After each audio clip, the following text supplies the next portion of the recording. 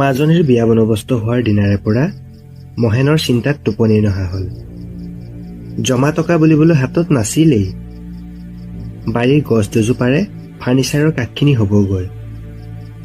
সাঁচি পুলি দুটামান বেছি কেইটকামান পোৱা যাব। উকিলৰ পৰা অলপমান আগধন হিচাপে আনিব লাগিব। পিছত কাম কৰি মাৰি দিম। বাকীবোৰ কামৰ কাৰণে মাটি 2 কঠামানকে দিব লাগিব। মহেনে ৰাতি ভাত খাই বিচনাত পৰি এনেদৰে ভাবি গুণি থাকোঁতেই কমলাই মাত লগাই ৰুমলৈ সোমাই আহিল।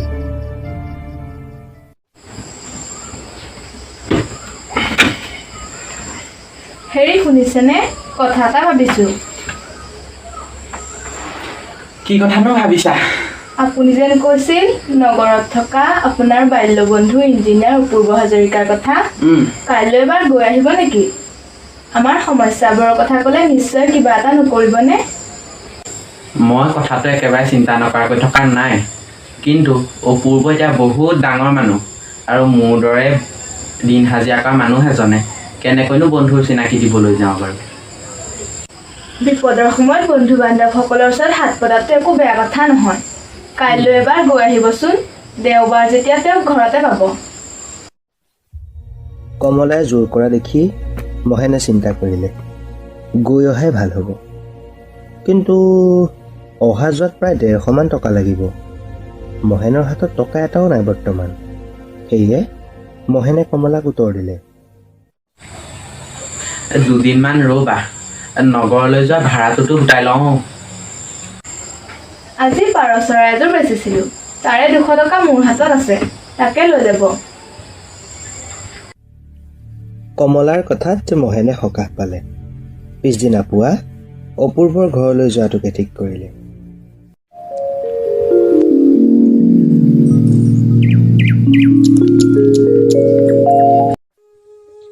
পিছদিনা সোনকালে উঠি মহেন নগৰলৈ যাবলৈ ওলাল।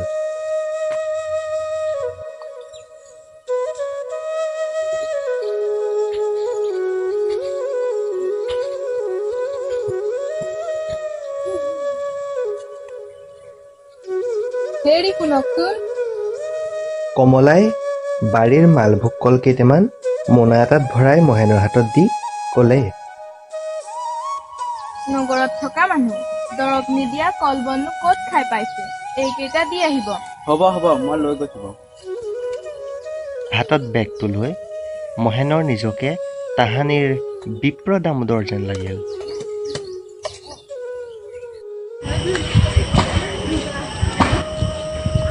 অপূৰ্বই চহৰত ঘৰটো বনাই নাম গোৱা পাতোতে মহেনে গাঁৱৰ পৰা ভকত লৈ গৈছিল। তেতিয়াই তালৈ যোৱা। গতিকে এতিয়া ঘৰটো বিচাৰি উলিয়াবলৈ যথেষ্ট সময় লাগিব।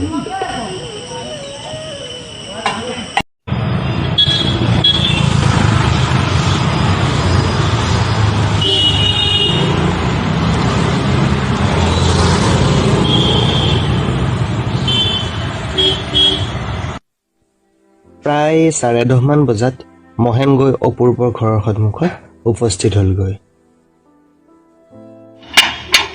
বৰ ভয়ে ভয়ে গেটখন খুলি সি সোমাই গ'ল।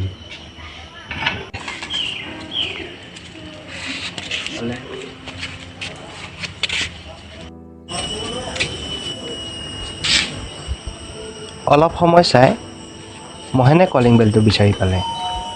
ভিতৰৰ পৰা ছোৱালী এজনী আহি লগে লগে প্ৰশ্ন কৰিলে, আপুনি কাক বিচাৰিছে?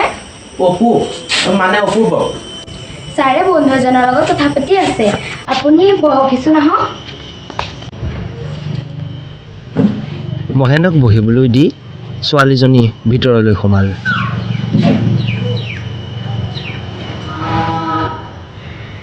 বহুত সময় বহাৰ পিছতো ভিতৰৰ পৰা কোনো ওলাই নহাত মহেনে অস্বস্তি বোধ কৰিলে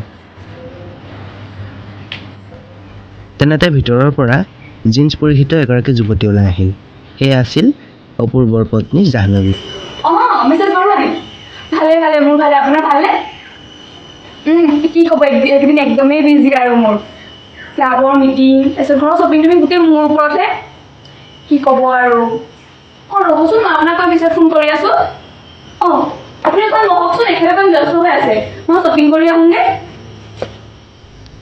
জাহ্নৱীয়ে মহেনক একো ক'বলৈ সুবিধা নিদি বাহিৰলৈ ওলাল আৰু গেৰেজৰ পৰা গাড়ীখন উলিয়াই গ'লগৈ বহুত সময় বহাৰ পিছত আন এজন ব্যক্তিৰ লগত অপূৰ্ব ওলাই আহিল তুমি পইচাৰ কাৰণে চিন্তা কৰিব নালাগে প্ৰজেক্টটো সোনকালে হৈ উঠিলেই হয় হ'ব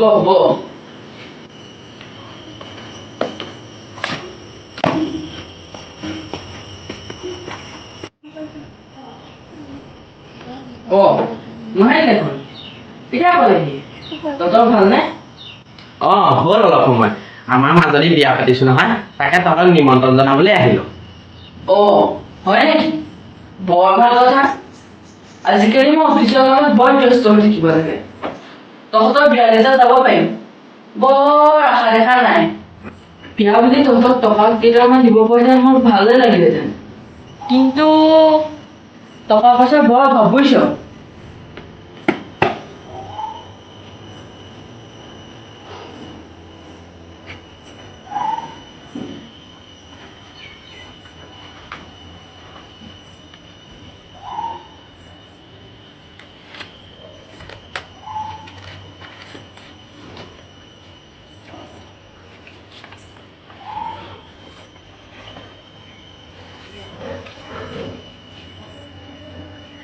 ৰচোন মাজনী কিবা এটা বিয়া বুলি কিনি দিবি অপূৰ্বই মহেনলৈ টকা 200 আগবঢ়াই দিলে মহেনেও অস্বস্তিৰ হাতখন আগবঢ়াই দিলে তই যাবি মোৰ অলপ কাম আছে সেই বুলি কৈ অপূৰ্ব ভিতৰলৈ সোমাল মহেনে ভেবা লাগি চাই থকাতে থাকিল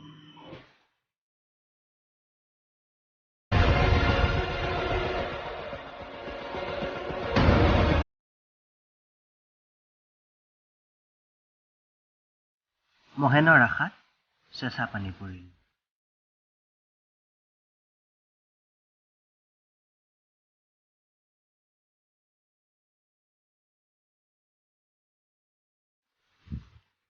ইয়াত ৰৈ থাকি একো লাভ নাই বুলি জানি সি যাবলৈ ওলাল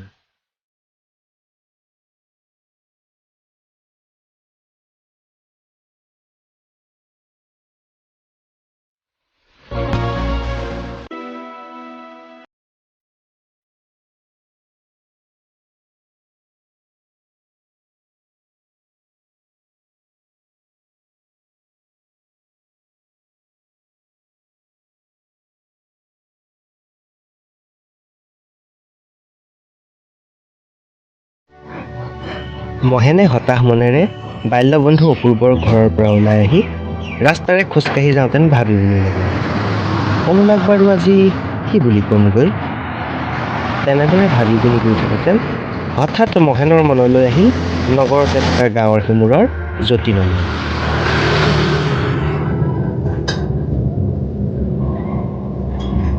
যতীনে চাহ তামোলৰ দোকান এখন দি কোনোমতে ঘৰখন চলাই আছে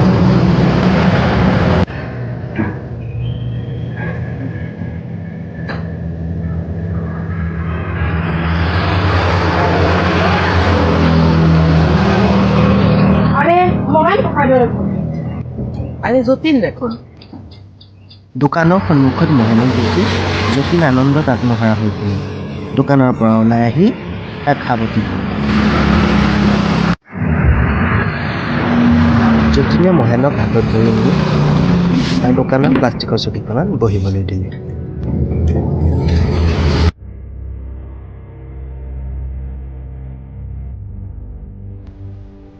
ক'ৰ পৰা আহিলি, গাঁৱত অমুকৰ কেনে তমুকৰ কেনে, মুঠৰ ওপৰত মহেনে যতীনৰ প্ৰশ্নৰ উত্তৰ দিহে তৎ পাইছে।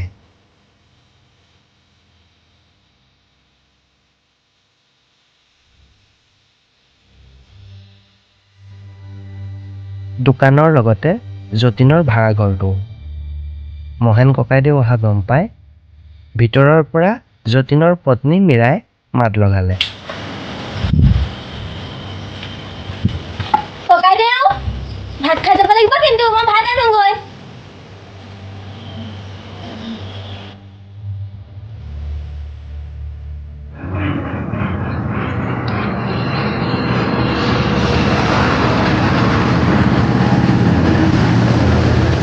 যতীনে গ্ৰাহকক চাহ তামোল দি থাকোঁতে মহেনে মাজনীৰ বিয়াৰ কথাবিলাক প্ৰকাশ কৰিলে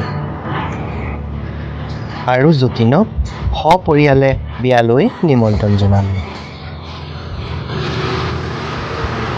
লগতে অপূৰ্বৰ ঘৰলৈ যোৱা কাহিনীখিনিও সংক্ষেপে প্ৰকাশ কৰিলে।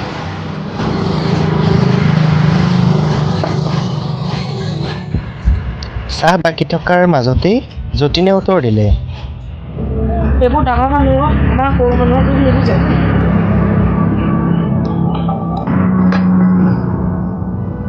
এনেদৰে সুখ দুখৰ কথা পাতি থাকোঁতে কিমান সময়নো পাৰ হ'ল সিহঁতি গমকেই নাপালে।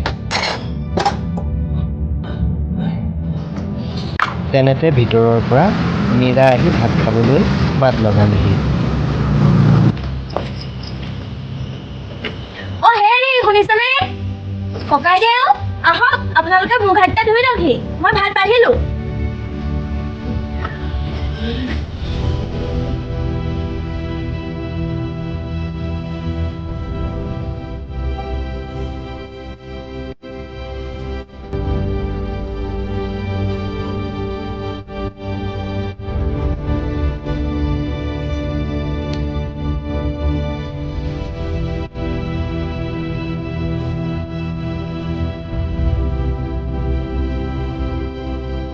জ্যোতি, মহেন আৰু যতীনৰ ছোৱালী ৰশ্মি ভাতৰ পাতি। যতীনৰ পত্নী মীৰাই এভাগ এভাগকৈ ভাত আনি তেওঁলোকৰ মুখৰ আগত দিলে।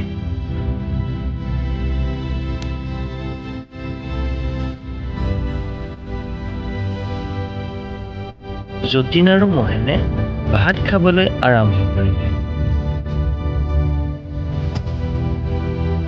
যতীনৰ ছোৱালী ৰশ্মিয়ে বৰদেউতাকক উদ্দেশ্যি মাত লগালে।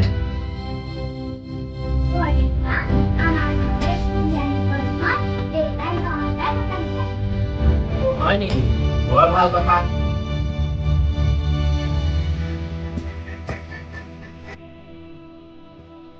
লাহে লাহে বেলি পৰি আহিল। মহেনে গাঁৱলৈ যোৱা গাড়ী নাপাব, সেয়ে সকলোৰে পৰা বিদায় লৈ ওলাই আহিল।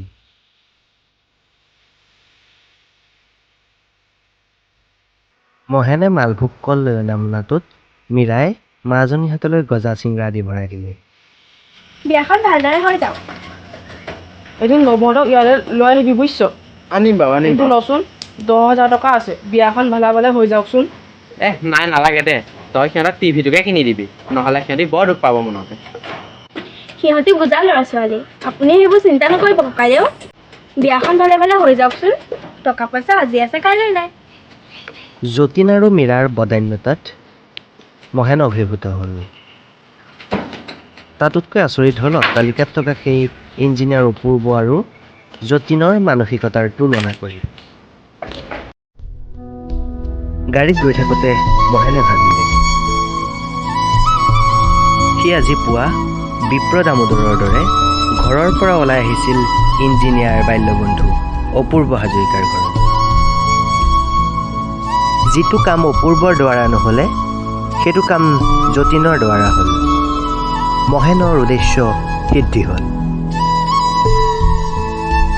সুদামাৰ পৰম বন্ধু ভগৱান শ্ৰীকৃষ্ণ আজিকালি অট্টালিকাবোৰত নাথাকে, থাকে ক'ত? সৰু সৰু মানুহৰ হৃদয়ত।